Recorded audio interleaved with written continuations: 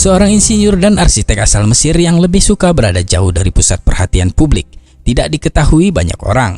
Dia adalah Dr. Muhammad Kamal Ismail, pemilik ide marmer dingin, kubah listrik dan payung yang megah di Masjidil Haram.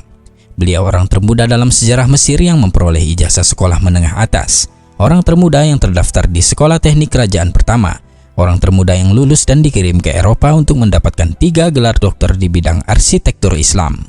Dia juga yang termuda yang mendapatkan syal Nil dan pangkat besi dari raja.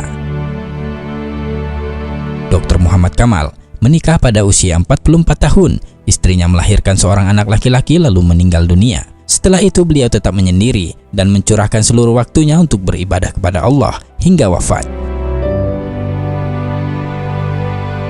Beliau menghabiskan hampir 100 tahun usianya untuk melayani 2 masjid suci, jauh dari sorotan media massa, ketenaran, apalagi uang. Dr. Muhammad Kamal Ismail adalah insinyur pertama yang melakukan perencanaan dan pelaksanaan proyek perluasan Masjidil Haram di Mekah dan Masjid Nabawi di Madinah. Dia menolak untuk menerima cek pembayaran jutaan dolar untuk ide desain teknik dan pengawasan arsitekturnya yang diberikan oleh Raja Fahd bin Abdul Aziz Al Saud, juga perusahaan Bin Laden. Dia mengatakan kepada Bakar bin Laden, "Mengapa saya harus menerima uang untuk pekerjaan saya di 2 masjid suci? Bagaimana saya akan menghadap Allah pada hari kiamat nanti?"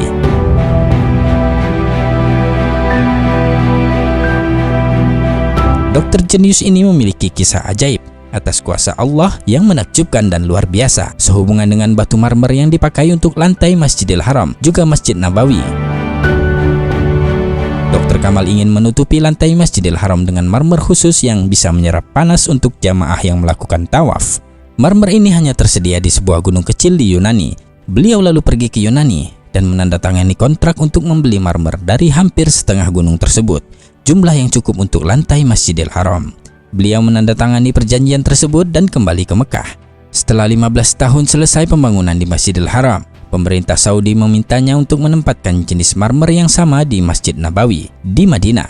Dr. Muhammad Kamal mengatakan, "Ketika raja memintanya untuk melapisi Masjid Nabawi juga dengan marmer yang sama, saya menjadi sangat bingung karena hanya ada satu tempat di dunia ini untuk mendapatkan marmer jenis ini, yaitu di Yunani, dan saya sudah membeli setengah dari yang tersedia." Dr. Kamal mengatakan bahwa ia pergi ke perusahaan yang sama di Yunani dan bertemu dengan CEO dan menanyakan jumlah yang tersisa dari marmer tersebut. CEO itu mengatakan bahwa marmer yang ada di gunung itu telah terjual semuanya 15 tahun yang lalu.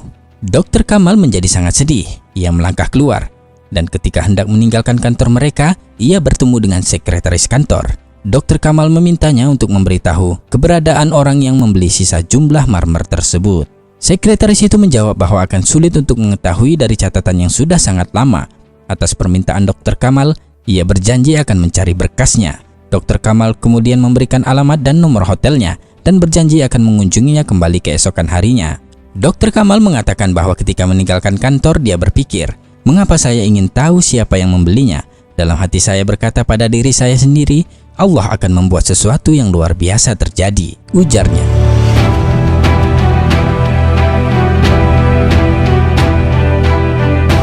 Keesokan harinya, beberapa jam sebelum berangkat ke bandara, Dr. Kamal menerima telepon dari sekretaris perusahaan itu yang mengatakan bahwa dia telah menemukan alamat pembeli.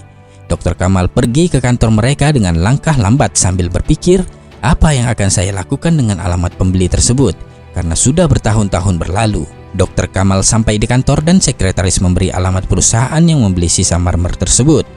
Dr. Kamal mengatakan bahwa jantungnya berdegup kencang saat mengetahui bahwa perusahaan yang membeli marmer tersebut adalah perusahaan Saudi Arabia.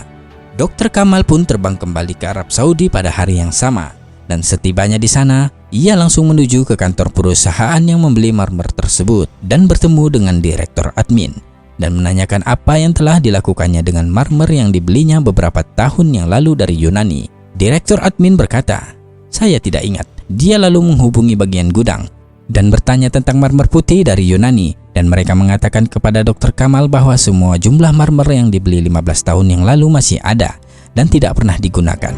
Subhanallah.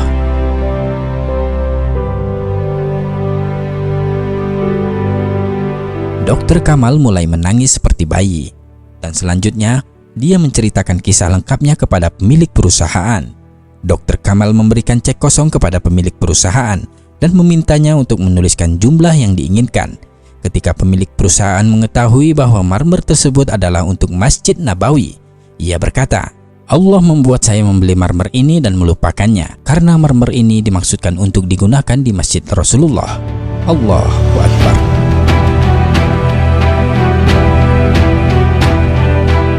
Betapa kuasanya Allah membuat skenario bagi hamba-hamba pilihannya, semua atas kehendaknya.